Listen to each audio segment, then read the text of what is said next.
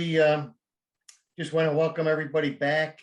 And I think everybody here knows me for the most part. Tom Ward, I'm the convener for RACLA. And all I can say is, wow, what a summer, eh? It's been something else. Just when you thought 2020, it couldn't get worse. Well, there's been 2021, it hasn't been a picnic. But it's good to be back together. And first of all, I want to apologize to our friends of the Jewish faith that I didn't realize this was the eve of Yom Kippur.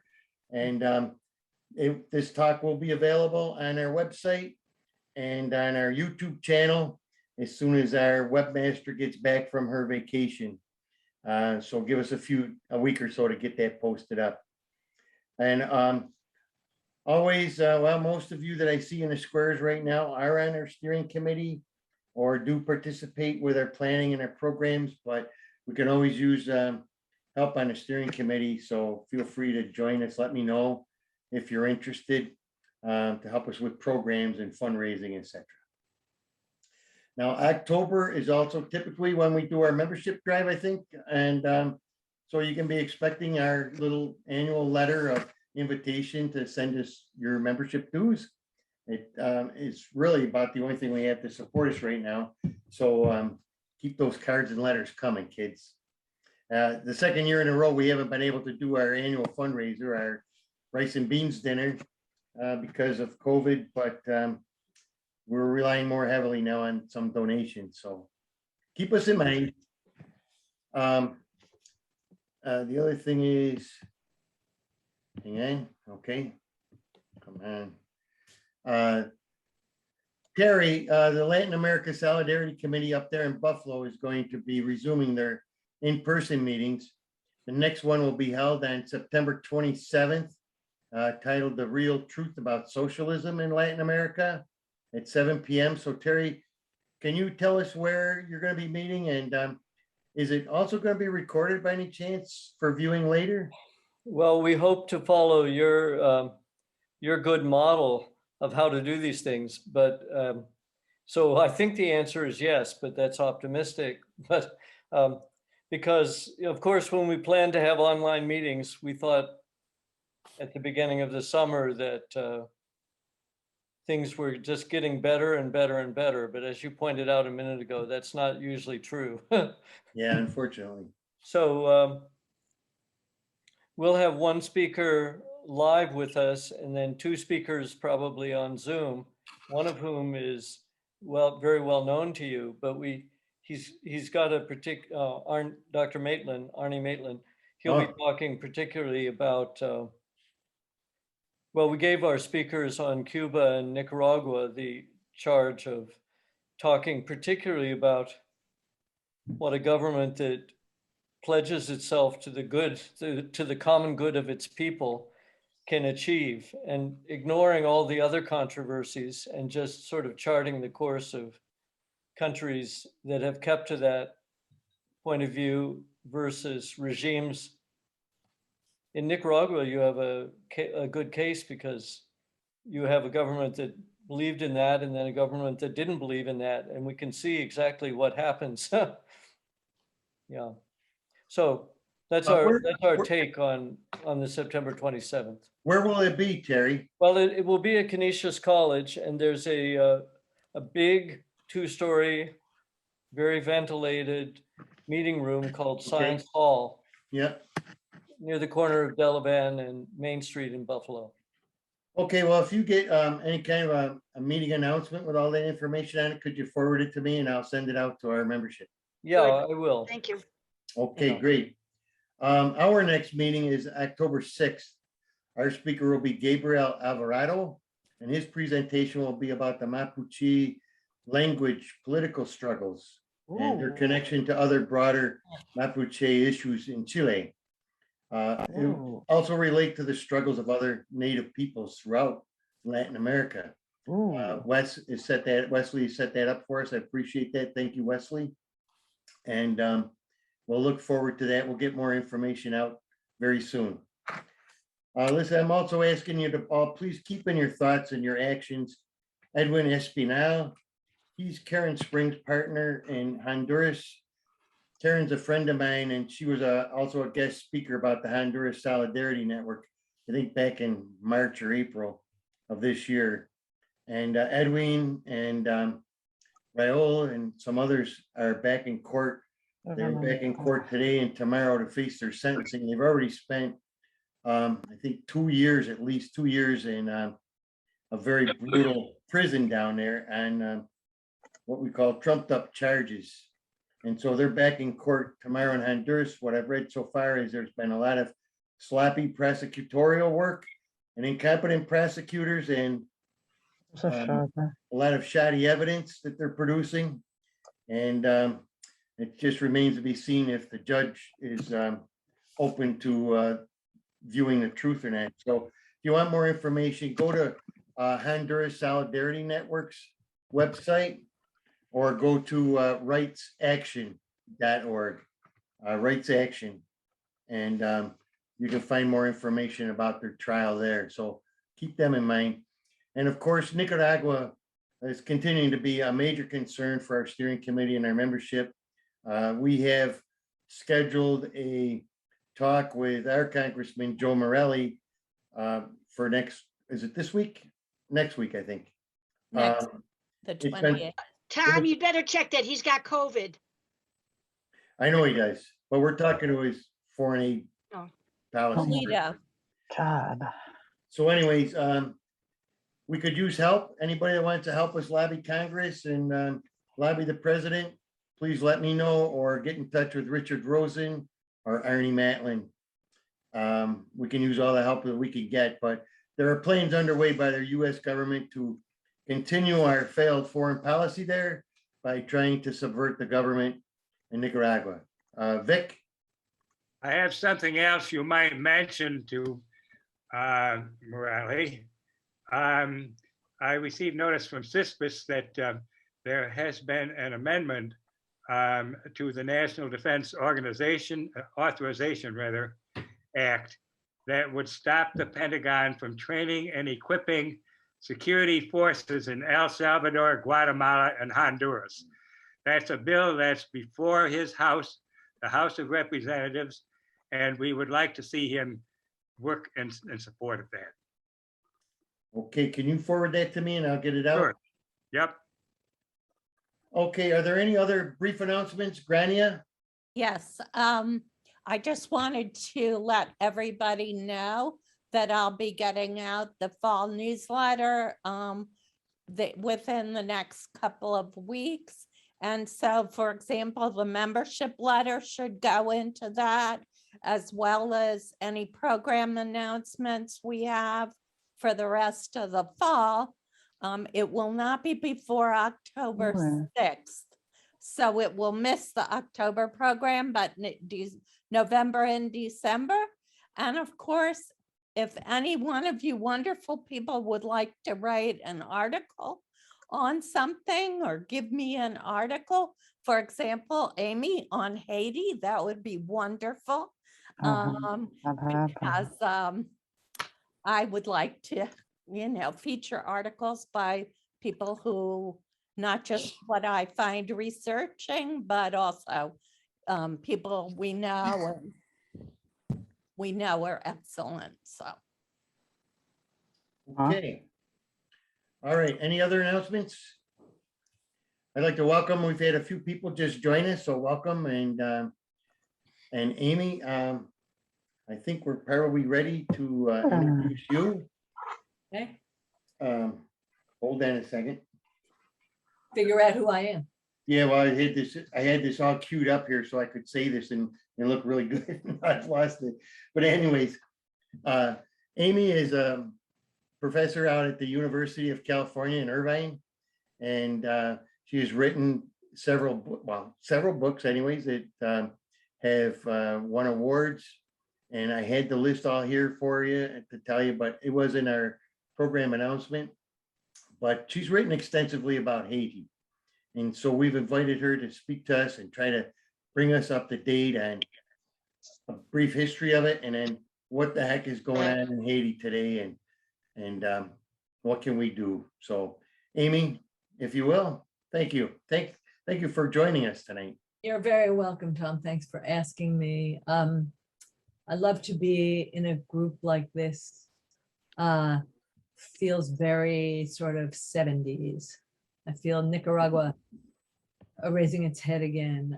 I just spent some time with a person who happens to be a friend of mine out here, Joconda Belli, who was one of the Sandinistas. And she had to leave Nicaragua recently because her brother was being sort of chased by the government, and he had to leave, and then she felt she had to leave. So now she's in LA, improbably. You know, Nicaragua continues to confound. I wanted to go around the classroom as I think of it, because I'm also a professor at the University of California, Irvine, and just ask you very briefly, otherwise it'll take up all my time. And students, young students aren't like this, but older students are. So just to tell me what your connection is to Latin America, if you would, very briefly. I'm going to start with those who are muted and not on video. So Wael, are you there? Definitely here. Or are you Oh, Wael? sorry, I thought you were talking to me. I No, wasn't, I'm I was talking to muted and Richard. not on video. Sorry, I apologize. Wael Katan. Hi, Wael. Are you not able? Hi, yes, I'm here. Hi. Hi. So what's your connection to Latin America? I've read all of Amy's books and all of the things that she writes, and I follow her commentary on Haiti, and I've been involved with Haitian history for about 30 years and Haitian art for 25 years now. Okay, well, I'm glad to have you here, co-Haitianist. Yeah. Richard Myers, are you there? You I are am here. Hi, Richard. I don't have a lot of connection with Haiti. I have quite a bit of connection to Nicaragua because of American Baptist Mission work there. Yeah. And we've been concerned with the AMOS project, which is a healthcare project that serves a lot of indigenous people and has healthcare workers elected by the local village. They do a wonderful job. So I'm interested in that, but I don't know much about Haiti except what I read about. Now you'll know too much. Now you'll know too much after I'm finished with you. Then my Haitian education is complete. Cheryl, are you there? You seem to I have am here. Hi, Cheryl. My connection to Latin America is that it's part of the world that I live in. That's good enough. Okay. And Maria? I'm originally from Brazil, trained as a Caribbeanist. I teach Black Humanities at Geneseo, and I look at the Haitian Revolution as central, if not more important than all the other Enlightenment revolutions. So I'm honored to hear you because I've been reading your work for a while now. It has been 30 years at Geneseo almost. Yeah, you're reminding me. William? Yeah, my interests are ready to learn. I certainly always had a strong feeling about the way the small countries in Central America, Haiti and others have been treated by our country, exploiting it. And so I've had a long interest just generically. I'm not specifically that familiar. Well, I follow a lot with Haiti, but I'm really looking forward to learning what you're going to tell us tonight. So thank you very much. Thank you. Thank you for coming. Marilyn? My biggest interest is Guatemala, where I've written books about it in relation to the culture and people. But I am very, very interested in Haiti. I have been for a long time. Haiti is an example of a country that, you know, they broke away from Spain, from France in 1803 and had no support from the US or any other country. And there's wonderful art by Jacob Lawrence, a wonderful series of prints. So if you want to learn about Haiti through art, that's one way. I mean, they have wonderful artists there too. What I like about Lawrence is that he's showing you the connection between the Haitian Revolution and freedom for African Americans here in America too. In the United States. Great point. That's a great point. But look at Michelle? Lawrence's work. I love his work. Michelle, can you tell me about you? Yes, hi. My big connection at this point is probably Argentina. A few years ago, I traveled there 6 times in 5 years and was translated one nonfiction book and just was studying deeply. But I go back with this group, oh my goodness, to about 1985, 86, when I visited Nicaragua. I also have done a really quick fair trade coffee tour in El Salvador. But I've been part of the solidarity movement for decades, and just recently have started looking at, I can't put it briefly, but I guess I'd say the upside down world, as Eduardo Galeano says, what is really solidarity? And as a country that in the United States, we just have so many incredible racism problems, and I don't feel as if we're in a position to help, quote unquote, help anybody else. So it's Right. a very interesting academic point. The last ally you need is the United States. Wesley, how about you? Wesley. Okay, so hello. Like Maria, I teach at SUNY Geneseo, and I'm from Brazil as well. But this is just my third year at SUNY Geneseo, and I teach Spanish language and Latin American cultures. And since I have mostly my students are majors or minors in Spanish, I find it absolutely essential not only to include Brazil in the bigger picture, but Haiti as well, so that they have a more comprehensive understanding of what Latin America is. 2 very important countries in explaining Latin America. Administrator, whose name I've forgotten already, I'm sorry. Well, it's Gail Matt. Gail, yes, Gail. Gail, can you unmute yourself? Gail has a little mute problem. I gotta find her on my screen then. There you are. All Go right. ahead. Good. My husband, Peter, started and edited the newsletter Interconnect to link all the Latin American solidarity people, communities in the United States. And together we went to Amador Hernandez to ferret out the army and try to figure out what they were doing there. And separately, I went to El Salvador during the war, and then have been working with Rockland and learning a lot. That's great. That's great. Terrence, how about you? Yeah, well, so I'm over in Buffalo, and where we have a sister organization to ROCLA called Latin America Solidarity Committee, part of the Western New York Peace Center. And my main connection to Latin America is that I have organized the presentations like this for many, many, many years, and I've learned a lot by listening to people. So I look forward to tonight. Interesting. I'm thinking, I wonder if there are groups like this of younger people. I worry a lot about that. We're wondering too. Kathy, you want to tell me a little bit? Well, I'm a member of Rock Club, but I'm not that knowledgeable about what's going on in Central America. And this is, my purpose is to learn. That's great. That's my purpose too. Grania? You're muted, Grania. You can do it. Yay. I can do it. Yeah, my handshake. My dad was born in Mexico, and Mexico was his first love, and I've lived there several different times, including when I was a kid. Unfortunately, my Spanish is somewhat rusty, but I also studied Latin America as part of my PhD many moons ago. And I joined ROCLA when I moved here in 2012, and I have learned a lot about all the countries I don't know so much about. That's great. When you say your father lived in Mexico, No, was born there. But was he Mexican? No, they were, I guess, loosely speaking, imperialists. At I least thought so. his father was. His Check the imperialist box. His father ran the railroad in Mexico City and Toluca.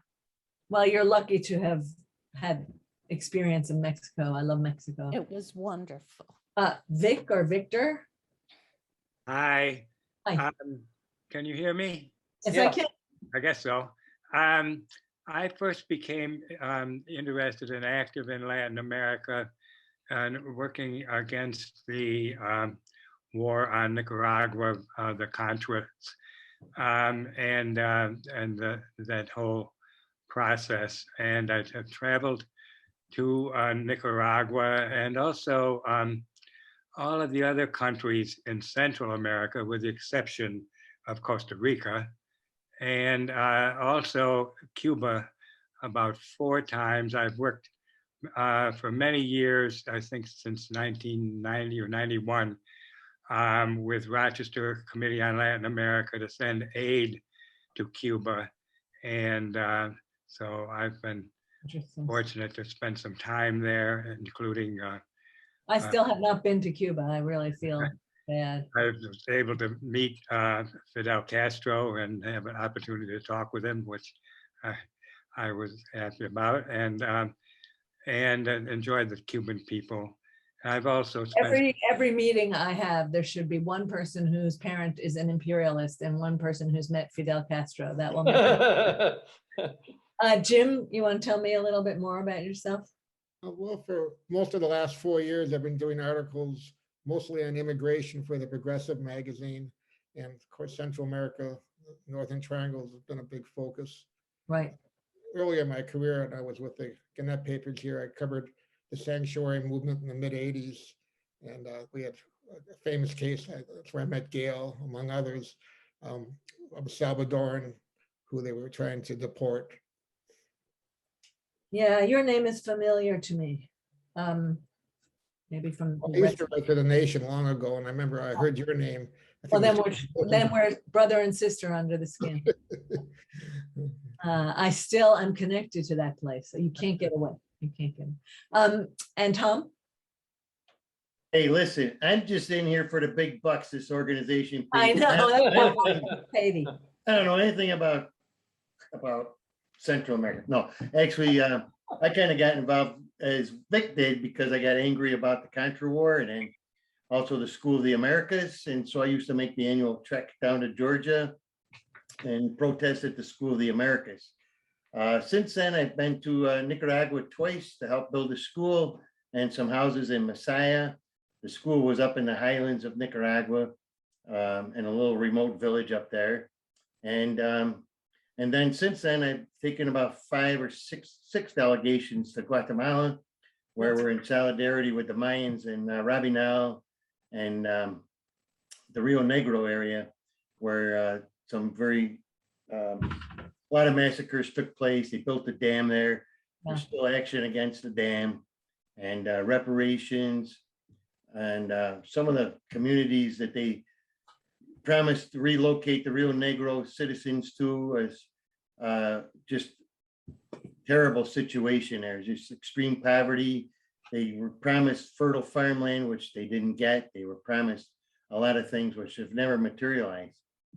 And so we're working with them to help just to be in solidarity with them as they try to rebuild their culture.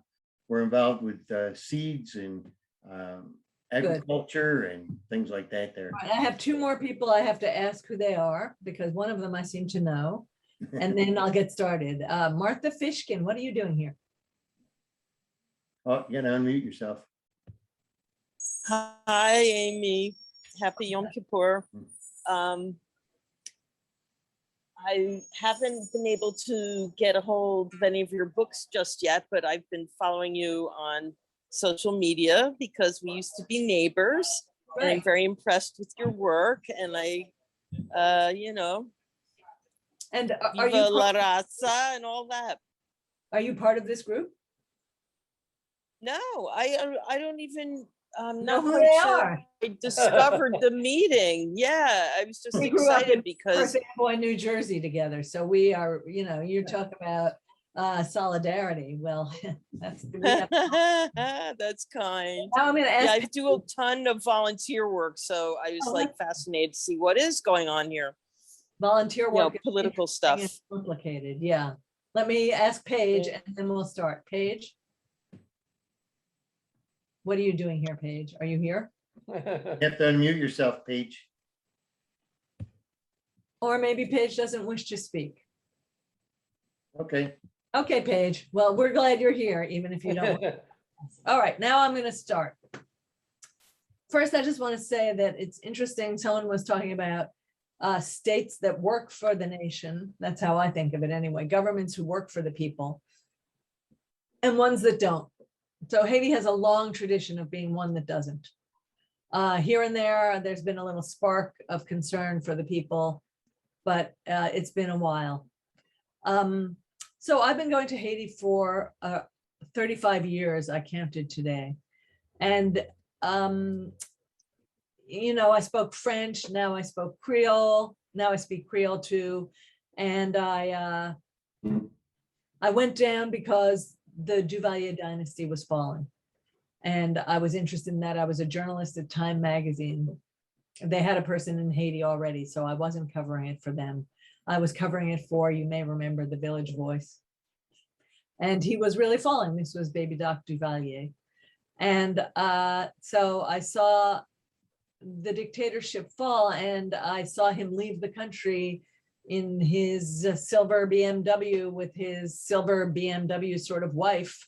And they drove up onto an American cargo plane with their car in all whatever was in their car and their children, and went off to France. And we were the only ones there at the airport, the international media.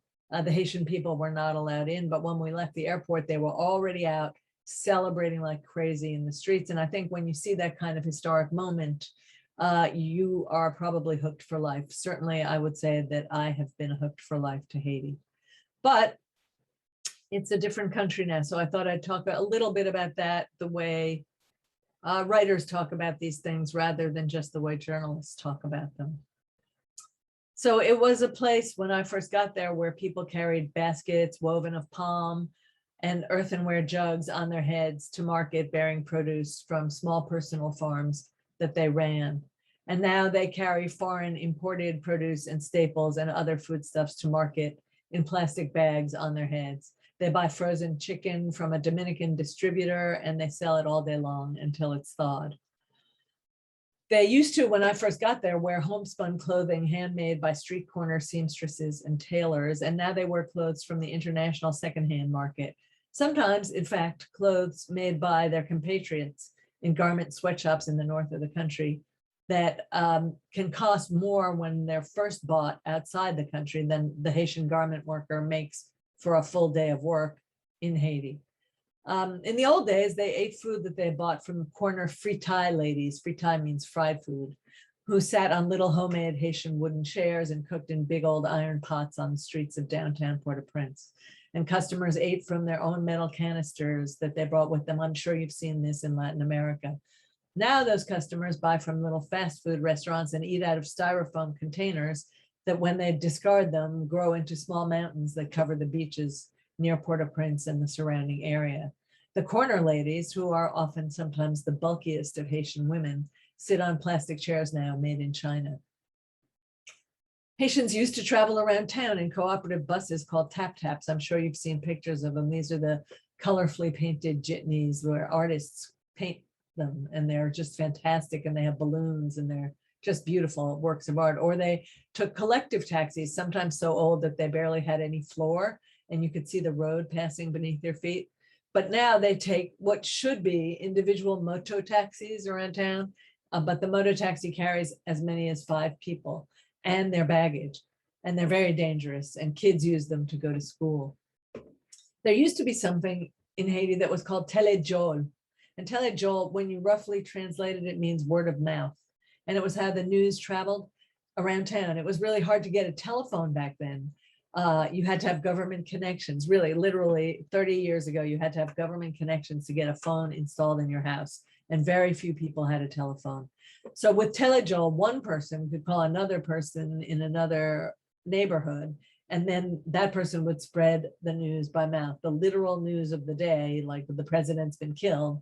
They would spread that by mouth from neighborhood to neighborhood. But now there are 2 major foreign cellular companies in Haiti. One is Irish owned and the other is owned by the Vietnamese government. And for a country that was like mad for telejol, they also love social media, and social media is king.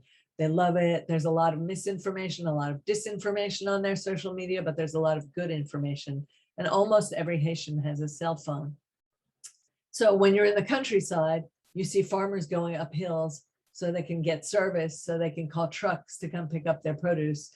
And if they're still using their farms. And when you're a journalist in Haiti, if you're working in the country, you have to wait until suddenly service pops onto your phone, and then you can talk to people. But it's a different world today for all of us on the planet. Haiti is not the only place that's different. You know, in the what used to be called the developing world, it's really radically different. I guess for us in the developed world, the globalization of this world is not bad and not so surprising.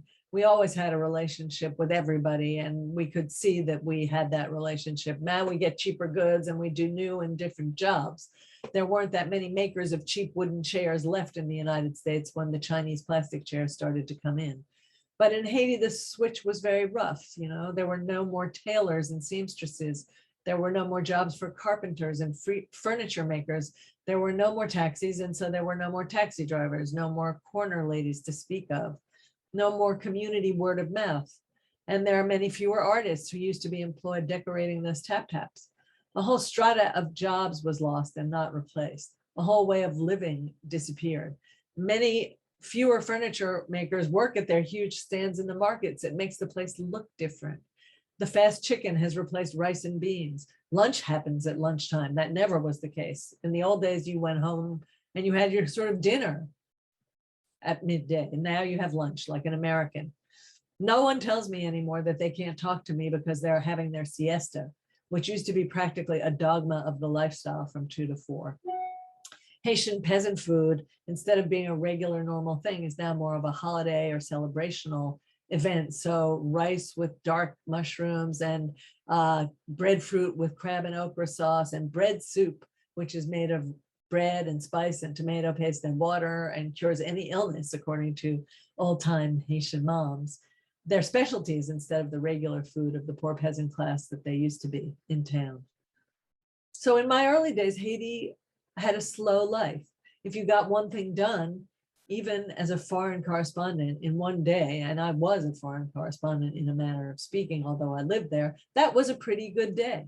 I spent a week getting the air conditioning for my car fixed, and I could spend a good 2 hours looking for my tire repairman in the neighborhood. But I knew my tire repairman, and he was known as Big Thumb Man because he had a giant outsized thumb. There was an albino man known as the albino man because simply he was albino. And I saw him everywhere. And then it turned out later that albino man was James Germain, who's a classical opera singer and a Voodoo musician known the world over, who lives in Paris now. I waited more hours than I care to remember trying to talk to Father Aristide in his church complex, even though I had an interview scheduled. And he used to tell me he would finally come out to speak to me, and he would tap his watch, which he was very impressed with. It was a Casio digital watch that was in the 80s.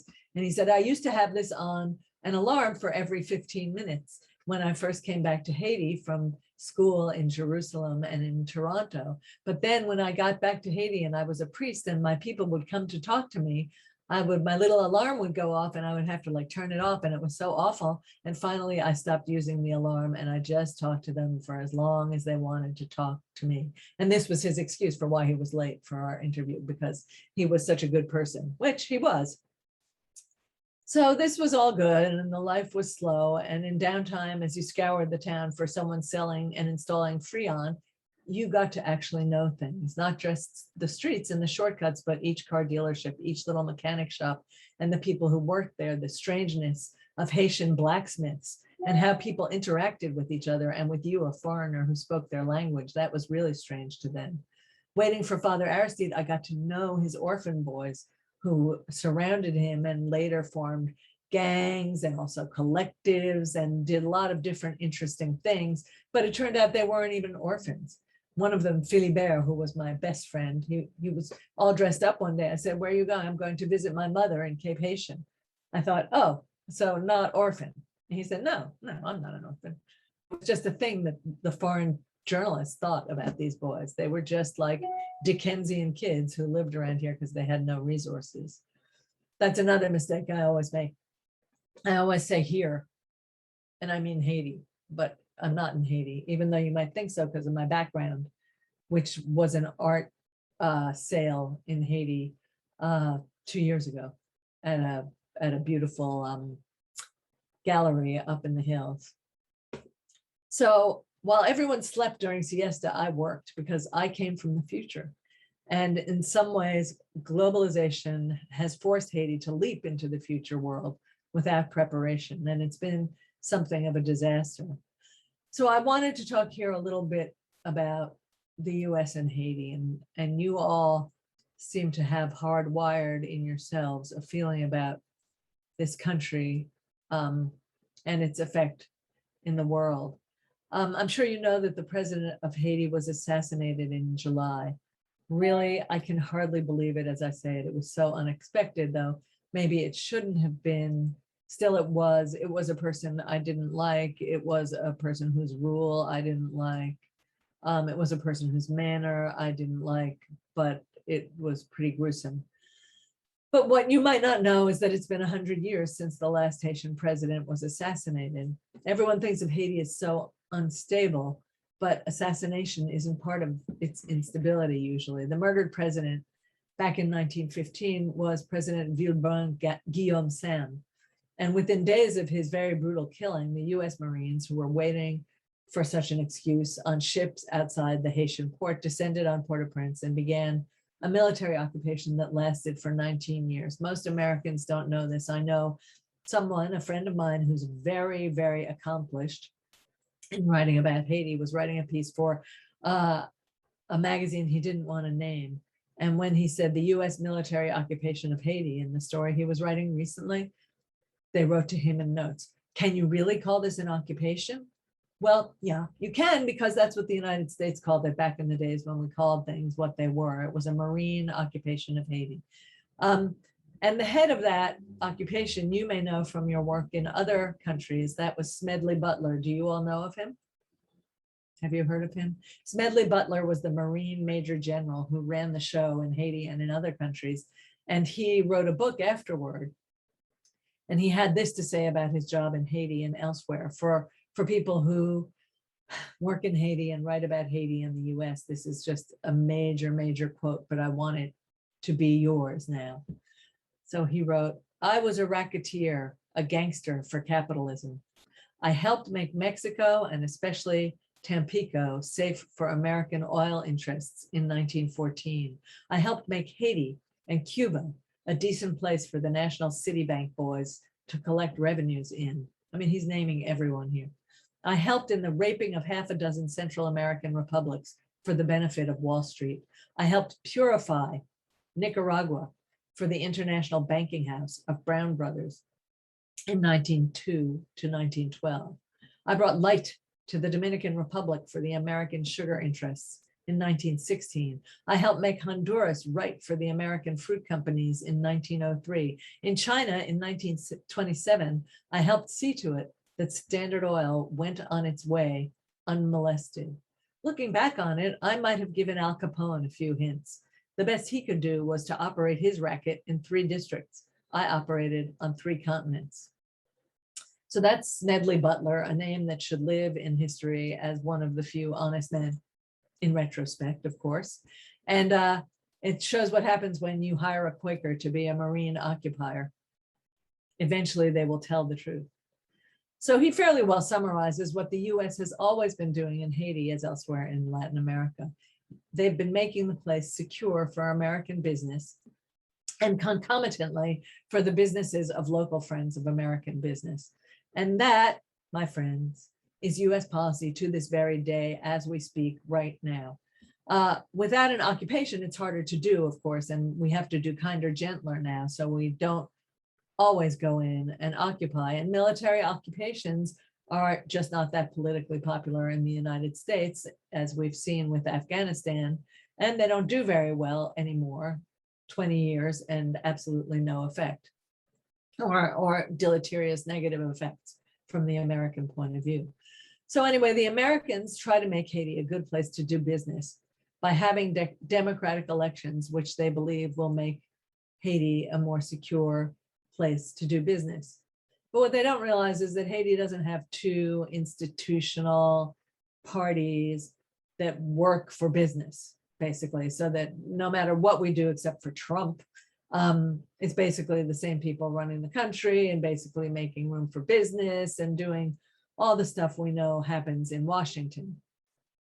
So then the Americans freak out and they get so afraid of Haitian choice and Haitian freedom and Haitian ideas about Haitians' own agency and politico-economic direction that the Americans can never leave it well enough alone. Democratic elections is not what they really want, they know. The last time they let an election proceed freely and fairly, my old interview friend, Jean-Bertrand Aristide, got elected, and it turned out he was way too progressive for the United States and for the business community in Haiti. He was ousted once by Papa Bush, as we call him in Haiti, George Bush the First. And then again, after he came back to Haiti, he was overthrown, this time with the green light from the man we call Baby Bush. After the 2010 earthquake, in which around 200,000 to maybe 300,000 people were killed, Haitians don't keep a very scientific count of this kind of thing. The United States essentially took over again, with Bill Clinton as special envoy and Hillary Clinton as Secretary of State. Clinton, the husband, looked around and decided, no doubt with embassy advice, to direct earthquake relief and reconstruction monies in the millions to the usual suspects, wealthy English-speaking Haitians known as the business mafia in Haiti, who run businesses and control much of the power and profit in the country, and give good dinner parties and know very well how to suck up to big important men like Bill Clinton. I don't know if you all will remember, but Chelsea Clinton, who was there with her parents and went around with Haitians without her parents, wrote them this great memo about all the things they were doing wrong in Haiti. It was fantastic. And now today I tried to find it to quote from it for you, and it's been like purged from the internet. I can't find it anywhere, only little quotes from it, so I didn't bother. So the Americans, in other words, they make this mistake that outsiders often make when they go into a situation like the one after the earthquake in Haiti, or even in Haiti every day.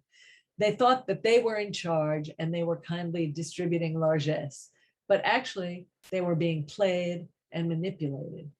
And in the elections that followed, one president after another was put into office, literally put into office, even though the election results were highly questionable and very few Haitians voted. Jovenel Moïse, the man who was recently assassinated, was the second of these illegitimately chosen presidents. So this is the entire post-earthquake period. During the administration of his predecessor, who was Michel Martelly, the musician and performer, hundreds of millions of dollars in petroleum subsidies from Hugo Chavez in Venezuela and relief and reconstruction monies from the world community and from the Americans disappeared from Haitian state accounts. That money has never been taken back, but it has been found that the government was implicated in the thievery. Excuse me while I let the dog out of my office.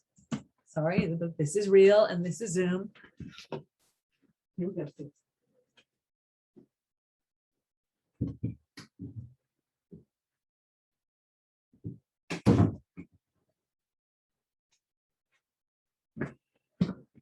My dog is so not interested. She's heard it all before. Meanwhile, while the money was stolen, the gangs were multiplying because this was a way of controlling the people. This was a way of controlling enemies. This was a way of making sure demonstrations didn't happen, having these heavily armed gangs in the street. They were fierce. Their leaders' names were becoming household names. Some were forming umbrella groups. Really, there's one that's called G9, which means G9, and it's 9 gangs. They ran whole districts of the capital, and they still do. And they can halt all commerce in town by cutting off the ports from the main highways. Last week, they stopped all gas and diesel from entering the country. even though it was sitting in ships ready to be offloaded.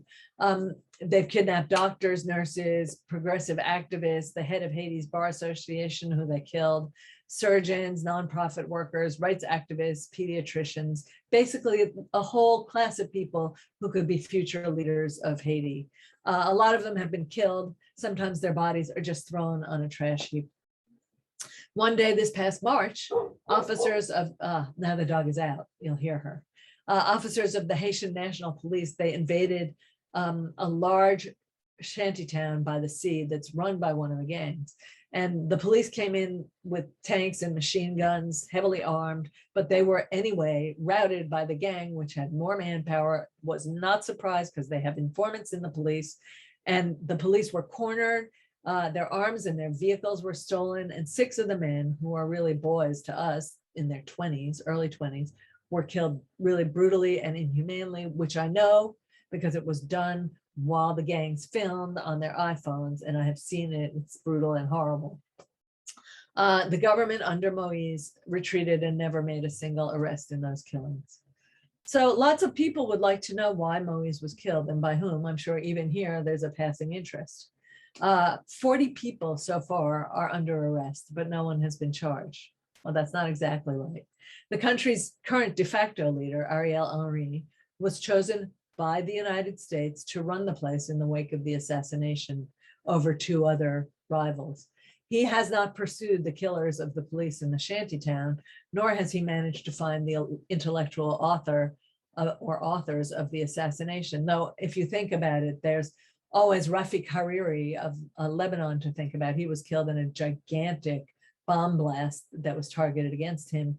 It was 12 years ago. They started an investigation. They spent millions and millions of dollars on the investigation. They have not managed to charge a single person, and they have disbanded that investigation. So I don't know how likely it is that the Haitians will actually find anyone. But this week there was an interesting little fracas, you might say.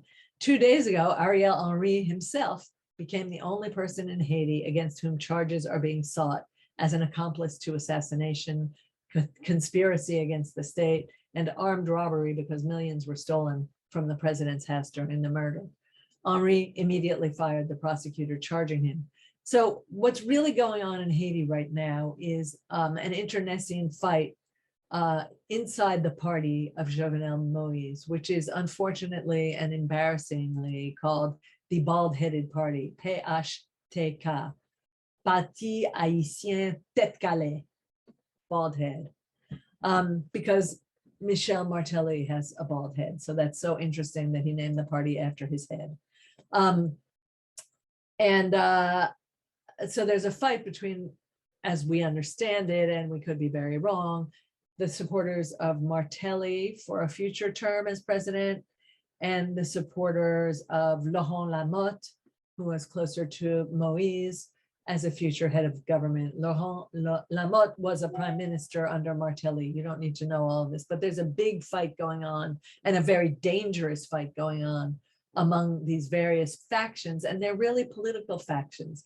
And it's not like Michel Martelly is saying to Laurent Lamotte, oh, no, no, no, I think schools should be built in the countryside, and we should have pisciculture, and we have to take back our rights to our rice and not accept any more American subsidized rice in this country. He's not saying that. And Laurent Lamotte is not responding by saying, you know, we have to decentralize. You're really right. Let's sort of depopulate Port-au-Prince and go back to being a farming country that can support us. They're not saying anything like that. They're saying, which of us can get our hands back on the money? They're saying, which of us can run this country and further pillage, loot, and destroy for our own benefit?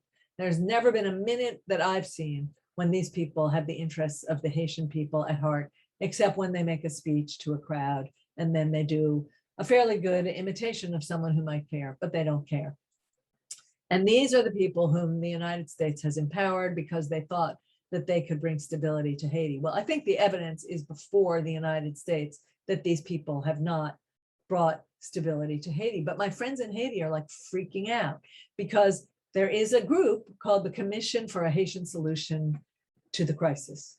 And they have been working since before the assassination. So it's not built on just filling a void. It's built on moving the country toward real, free, and fair democratic elections in which the electorate participates and has a voice and has a choice. And they've brought together all these grassroots community. You guys would really be interested in this group, I think.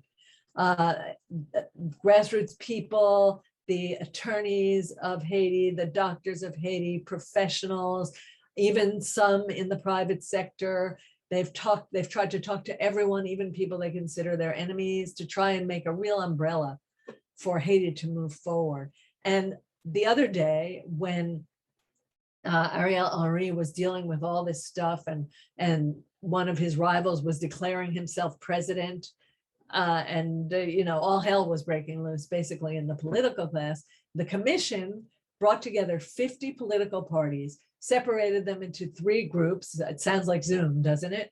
And then they chose 3 representatives to send to the commission's central bureau, so that those people could also participate in this big umbrella group trying to form a council of government to bring Haiti toward real, meaningful elections and rule and governance.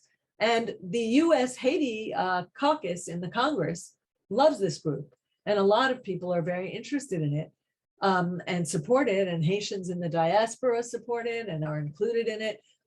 But they're not getting traction with the Biden administration, as far as we can see. And I had a friend say to me yesterday, she said, as she watched everything deteriorate around Ariel Henry and him firing the prosecutor who wants to charge him, I mean, things that couldn't be more obvious and more deleterious for the country. And she said, sometimes I think we're part of an experiment by the United States. Like, they don't care what happens to us. They just want our data. Like, what would happen if you just let the bad guys run everything? Will the country fall into the sea? What will happen? And they have this very great clip of Joe Biden before he was president, I think it's 1992, on the Charlie Rose show, which you may remember. And Biden is saying, he says, look, it's a god-awful thing to say, but if Haiti were to disappear under 300 feet of water, no one would care. And if it were to rise up 300 feet above the water, no one would care. And, that's the president of the United States now. I'm sure he regrets having said that and doesn't mean it anymore, but it shows where his head was at, honestly, when he was just a very important lowly senator. So with that said, which is a lot, I want to open it up to you, maybe to Jim, who will ask me some pertinent questions, Wael, who knows a lot about Haiti, anyone else who is just interested and wants to understand what the heck is going on, or why, or what its relation is to the early revolution, or anything, please ask away. Oh, don't forget that you might be muted. Can you sort of elaborate a little more how the democratic forces operate on a day-to-day level, since the whole legislative structure doesn't really exist and there's really no avenues? Yeah, I have to say that the legislative structure was not one of the most democratic. And if it hadn't been for the people who were in the executive who were so just really, really rotten and corrupt, I wouldn't have been that sad to see that legislature go. But as it stands, Moise depleted the legislature, allowing them to just disappear, term out, so that there are only 10 senators, one of whom was the one declaring himself president. He decimated the judicial branch of government, firing judges at will, sometimes hiring his friends as judges, sometimes not. He destroyed the municipal systems of governance by letting mayors time out and then not calling elections for new mayors, but just putting his friends in charge of the departments and the towns and the departments. So there is no democratic structure anymore. The earthquake of 2010 also destroyed in Port-au-Prince all the buildings, the infrastructure of government. So there's some that have replaced it, but they're basically shacks. The National Palace has never been rebuilt. The Ministry of Justice has never been rebuilt. The Parliament has not been rebuilt. There are little buildings to let these people meet. the few of them who still exist. So there's nothing like that. The real democratic force in the country is the grassroots force.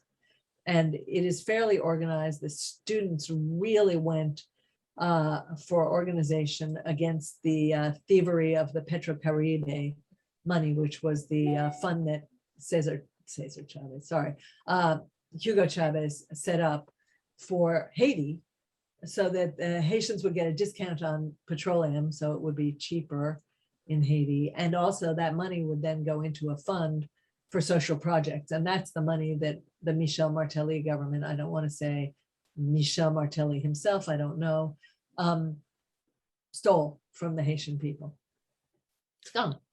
So Amy, sorry, I'm a little confused about Petrocaribe. I'm glad that you're explaining it now, because was there actually a dollar amount fund, or was it money that they were supposed to have saved from the discounted fuel? I didn't always understand what. I didn't always understand it myself, Wael, but I believe there was money that flowed into it every time a shipment came through to Haiti, or was supposed to flow into it. I gather there was a fund because there was an account, and that account was broken into and money was removed from it. So I gather there was an account. I could be wrong. Okay. Yeah, no, it sounds like there was some amount of money that appeared somehow, because in the beginning they were saying it was money they would have saved from, because it's Right. discounted, which isn't real money, because you're not, it's not actually coming from anywhere. But Right, and it's not real money in Haiti because no one's going to save it. no one's going to say, yeah. But now that you're saying that something was put into a fund, that makes more sense, that people would Well, I know something was taken out, so I believe something was to draw from that. Yeah. Thank you. You're welcome. So the students became very angry when they realized what had happened with Petrocaribe or Petrocaraib, and they organized massive protests, the likes of which haven't been seen in a really long time in Haiti. And when Duvalier was falling, protests like this brought down the government, ostensibly, but it was really the United States deciding that this guy was no longer a feasible leader of Haiti. But when the students protested against Martelly and Moïse, Martelly and Moïse were the Americans' boys. So it moved the Americans not at all. Also, Trump was president. But I don't believe that Biden has done anything different from what Trump would be doing right now. Is there any lessons to be learned from how Aristide got elected? You mean freely and fairly? However he did it. Yes, there are lessons. First lesson, take them by surprise. So he sort of hemmed and hawed and like, I'm a priest and I don't want to run for this. And he always told me, oh, I would never do that, blah, blah, blah, blah. And then suddenly he was running for president, and it sort of came like a lightning bolt. And he was hugely popular. I mean, he had real popular support. Now, that doesn't mean that in the end, he's going to be a great president. We've seen a lot of populist figures turn into dictators. We've seen a lot of problems with this kind of huge cult of personality, which he certainly had a cult of personality. He didn't even have to maintain it. He just attracted people because that's the way he is. And so he surprised the Americans, and then I think they couldn't see a way to block it.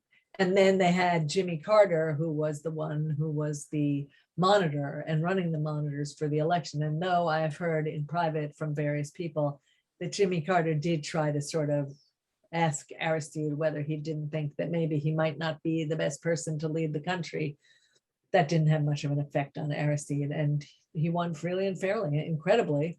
And I think it was very, very difficult to be a freely and fairly elected president of Haiti. That pressures on you to not be free and fair and to be corrupt are gigantic. I don't think I could do the job, although I offered myself yesterday when the senator was declaring from his house that he was going to swear himself into office. I said, I'm coming to Haiti. I'm going to swear myself into office. They said, welcome. Grania, you have a question? Don't forget to unmute.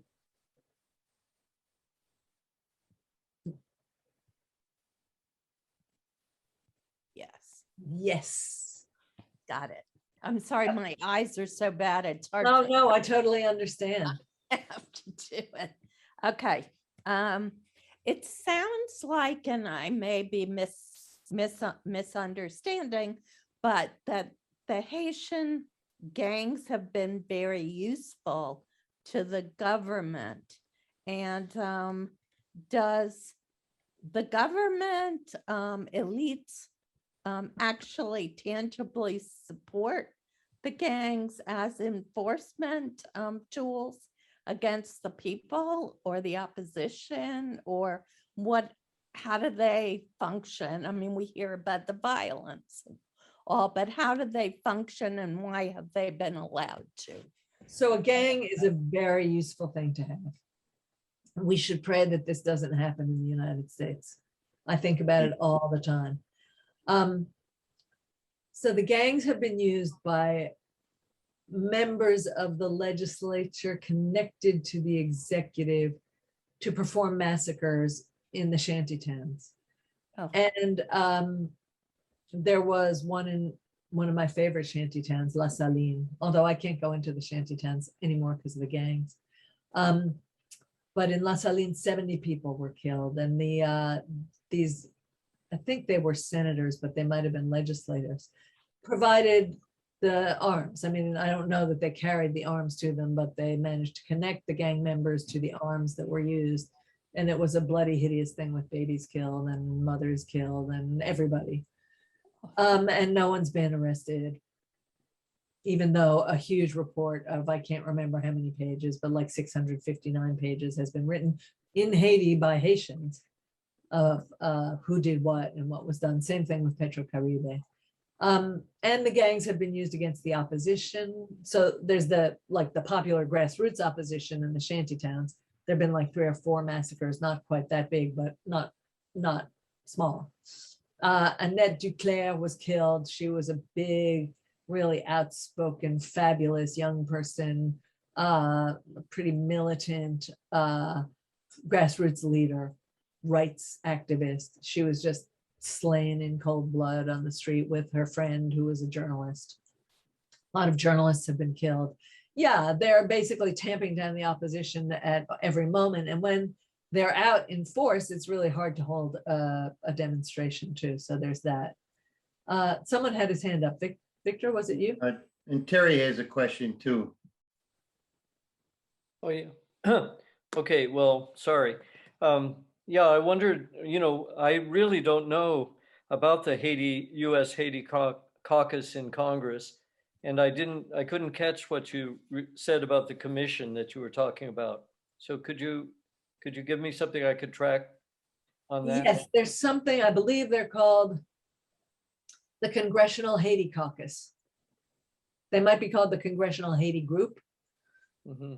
Made up of a lot of Black Americans, liberals. Greg Meeks is on it, I believe. It's like 82 people. Wow. I think. Could be 18. That's I'm not remembering properly, Yeah. but they are a force. It's not the Black Caucus either. It's the Haiti group, I guess, right. In the Congress. And they support this commission for a Haitian solution to the crisis. And the commission has many, many members who are recognizable names to the Americans, to the State Department. Not recognizable names as enemies, but recognizable names as respectable, responsible members of civil society. It's filled with like everyone you've ever known who's ever done good. And then many more people, younger people, excited people, hopeful people, who will all be leaving Haiti soon if there isn't some kind of change. And I firmly believe, although I occasionally get Twitter mobbed for saying that without the Americans and the force of the international community, it can't happen because the other people are so strong and they have arms and they have money interest in keeping Haiti the way it is. You know who's calling the shots in the Biden administration on Haiti? Is there one official? Well, there is the head of USAID, who is that amazing woman with the long red hair. What's her name again? Powers. Of Samantha Power. Samantha Power. So she should be more interesting anyway than a Trump official. And there's Blinken, who should be more open to something good than a Trump official. And they have Danielle Foote, who's the new special envoy, who doesn't seem to be able to get things off the ground because there's a problem, which is there's a new person nominated to be ambassador to Haiti, but that person has not yet managed to get through the Republican gauntlet of not confirming anyone who Biden appoints until Biden does some horrendous thing. I can't remember which horrendous thing they want him to do this time.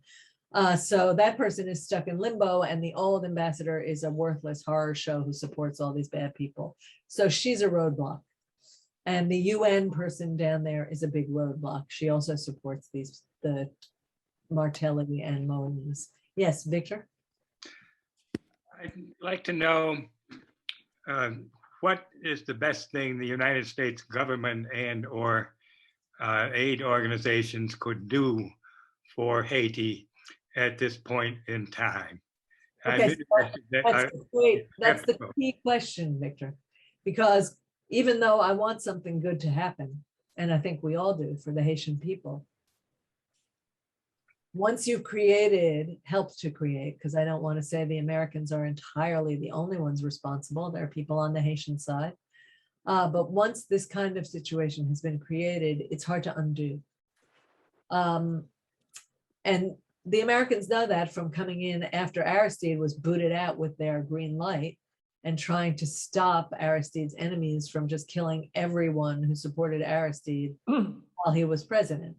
That was very hard, but though there were some gangs, there weren't this number of gangs. They weren't so heavily armed. They're a very big problem for anyone who wants to redirect the Haitian political entity towards something good. But my Haitian friends say it's not that hard. They don't really want to be gangsters. They want to have some kind of future. They want to have, of course, the big guys want to be gangsters, but the people who make up the large force of the gangs, it's fun. They're boys. They like destruction. I'm sorry, men. I have to just say it. I have 3 sons of my own, so I know. But if you could reintegrate them into a Haitian society and economy that functioned somewhat, that could provide them with jobs, you could bring them into the government and pay them decently and regularly, it would make a difference. It would be probably better for them, we can't say, than getting some big wad of money every once in a while at someone's, decision or whatever, than to get it regularly, know it's coming, etc. So you could have some kind of a life. Along that line, some governments in Latin America have negotiated with the gangs. In El Salvador, for instance, they have negotiated with some success, I think, with the gangs. Yeah, you have to take their arms away, which is hard to do, but it has to be done. Wesley, you have your hand up. Yeah, Amy, if you could elaborate a little on how the Dominican Republic has been, reacting to everything that's going on. We know about tensions that have, historically taken place between these two countries, but since they share the same island and it's a humanitarian crisis, I wonder if we are seeing any action from their closest neighbor. Well, the Dominican Republic has traditionally been horrible, so I can't say they've been much better. Every once in a while, they open the border and Haitians run through it, but often they just close the border and then you can't get out of Haiti. Maybe that's good because I want Haitians to stay in Haiti and help build the country, but people sometimes really need to leave. From what I understand, a lot of Haitians have gone to Mexico. Oh, a lot of Haitians have gone to Mexico, Brazil, Chile, some of them trying to get to the US, some of them just deciding I'm making a life for myself here. A Haitian is basically a great thing to have in your country. We should, instead of trying to repatriate them and refuse them entry, we should be so honored that they're coming to us because they invariably, given an economy, they work very well and they're great immigrants, you know. But we don't like them because they're Black, let's be honest. And Florida is complicated, and that's the closest landing point. So, yeah, they go all over Latin America now, mostly because we won't take them in. And the Dominican Republic has infiltrated the Haitian economy in a not healthy way. So replacing Haitian goods with Dominican goods, etc. But they've also kicked bunches of Haitians out of the country, refusing to acknowledge that they're citizens of the Dominican Republic, so that you're racially Haitian and then you have no rights, no civil rights in the Dominican Republic, and they just kick you out, even though you were born there, your father was born there, your children were born there, maybe with a Dominican mother or father, you're out. And they kicked out a huge number of their workforce. I don't understand how they did it, because they need Haitians. I've been on the sugarcane plantations in the Dominican Republic, and they are basically using Haitians as slaves on those plantations, and they're slaves of the government because those plantations are partly government owned. So, you know, it's not a pretty relationship at all. But there are good people in the Dominican Republic who have worked with the Haitians for a long time, with the Haitian progressive forces. So I don't want to dismiss all Dominicans out of hand. Especially since, as Martha Fishkin knows, Martha and I now come from a town that is Dominican, and that's Perth Amboy, New Jersey. Right? Yay, Dominicans. Yes, Tom. I'll ask you just a question, and then I want to close with an anecdote about someone in Haiti. But what's France's role still in Haiti? Are they still demanding payment from Haiti? And no. And the other thing is, what does anybody in government there profit from? And when we think of Haiti, when I personally think of Haiti, it's so destitute and it's so oppressed and it's so poor. Yeah, well, you're right. It is oppressed and destitute and poor. Although I don't want you all to think that kids are walking around with kwashiorkor stomachs and red hair anymore. It hasn't been like that in a while. I don't know if it is now because I haven't been back in a year and a half. But what there is to steal and to get your hands on are things precisely like the Petrocaribe funds, all sorts of things to profit from that come into the ports that you might call it skimming off the top, but it's really a deep steal. There's the drug trade. Narco trafficking is huge, and the government totally steals from that and makes those people pay. And gives them very good services in exchange. I mean, it's not like it's a one-way street. Obviously, you don't ever have a one-way street with narco traffickers, or maybe you end up like Jovenel Moise. We don't know yet what that is about, if we ever do. No, there are plenty of ways to steal money. And Graham Greene in The Comedians, which is his Haitian novel that he wrote in 1966, said something like, "It is astonishing how much money can be made from the poorest of the poor with a little ingenuity." So there's that. And let's not forget, most of all, the relief and reconstruction funds, which you don't even have to steal. The Americans give it to you. They give you the contract because you speak English. They give you the contract because you're part of the business mafia that they've worked with since 1902. That's how it works. Let me address the French briefly. Someone asked about the French. Yep. So the French, yeah, he paid this incredible reparations to the French from the time of the revolution, essentially, maybe 1828, something like that. So after the revolution, but it was demanded by France. France said, either you do it or we're going to block you from international trade and possibly come back in and re-enslave you. And so the Haitians said, cool, dude, we'll pay.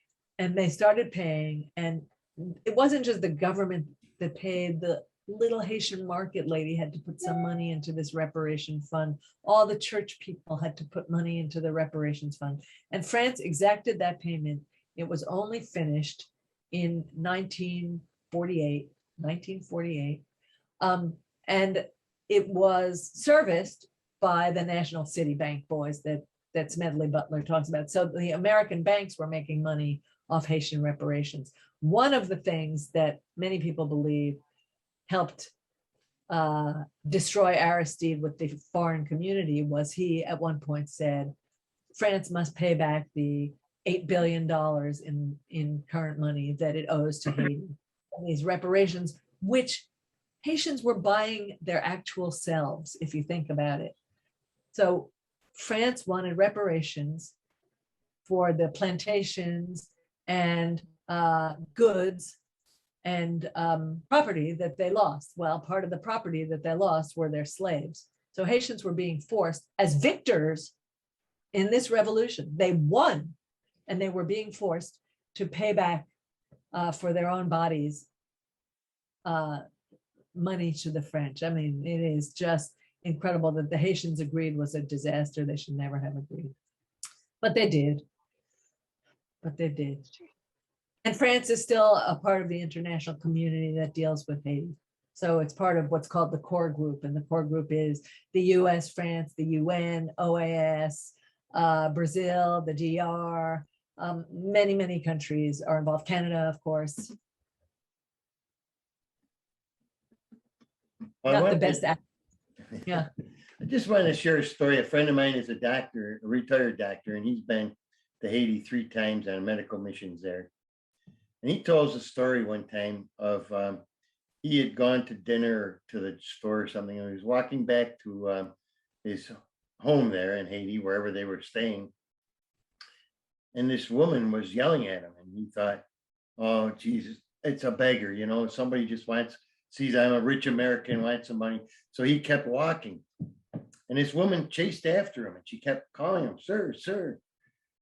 So finally he felt cornered, so he stopped, he turned around, and she held up some money, and she said, you dropped this. He had dropped $86 out of his pants, didn't realize it, and she wanted to give it back to him. And he tried to give her some money, just, you know, like $10 or something for returning it. And she said, no, sir, that's your money. You keep it. And can you imagine that happening in the United States, where we have so much and they have so little? And most people that would pick up $85 or $90 off the ground would say, whoo, it's my lucky day. Well, I like to think that tells you something about the people of Haiti. It does, but I like to think that it tells you something about that lady. I like to think there are some Americans who, if they saw you drop the money, might run back to you. But if it was just lying there, I'm like anyone else, I take it. But if I see the person drop it, I'll run after them. We can only But hope. yes, I agree, that's very special. But I've seen so much that is a sort of a counter to that story. Not everyone is good there, but that's a nice story. I like it. That's old Haiti. And she was probably an older lady. Probably. Kathy, you had a question? No? No, I'm all set. Thank So you what do very we think? much. You're so Terry? welcome. Terry? Okay, you know, after all this bad news from Haiti, including the earthquake, we looked to groups in the United States that were suggesting ways that people could help. And some of them groups that we worked with before specifically mentioned immigrant communities in the US, Haitian immigrants in the US who are organizing, and perhaps they're supporting this kind of commission that you talked about. Do you know, and the role of the church, one wonders, because the church hated Aristide, it seemed, the bishops at least. Certainly did. So are there is there still liberation theology among the church? And it's a very big problem in Haiti. Can you hear me? Because it just said my connection is unstable. No, we can hear you. It's a problem in Haiti, as you might imagine. During these very severe earthquakes, the first thing that comes tumbling down is a giant Catholic church.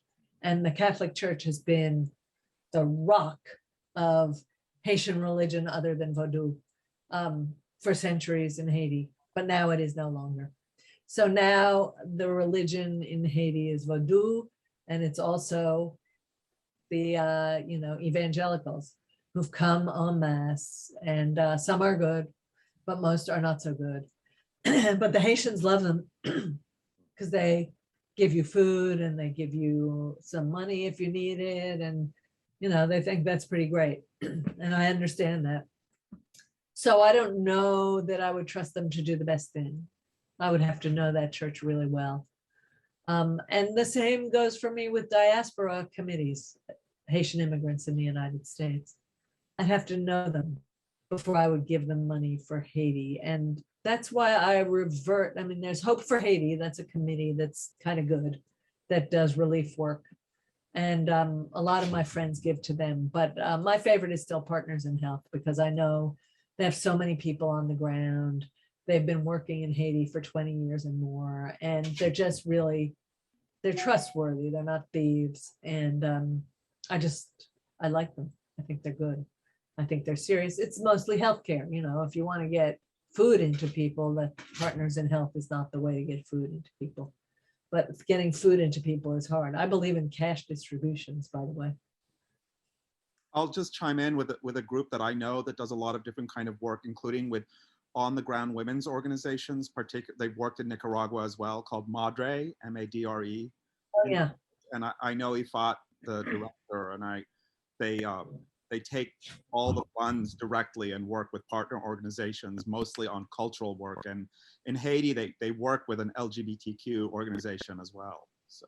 Well, that's good. And there's also Focal, which I really like, which is related to this commission. Focal is an old, very well-established group. It's Soros connected, open society connected. So if you hate Soros, and they're trying to destroy everything Soros built now from within. So Focal might not exist for very long, but it's F-O-K-A-L.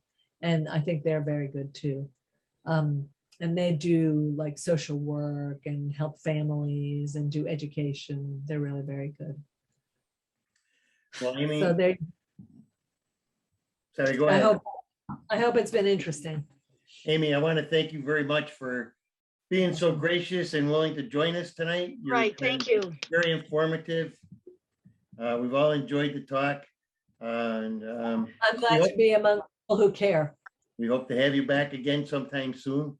And we appreciate your knowledge and your insight. Thank you so much for being here.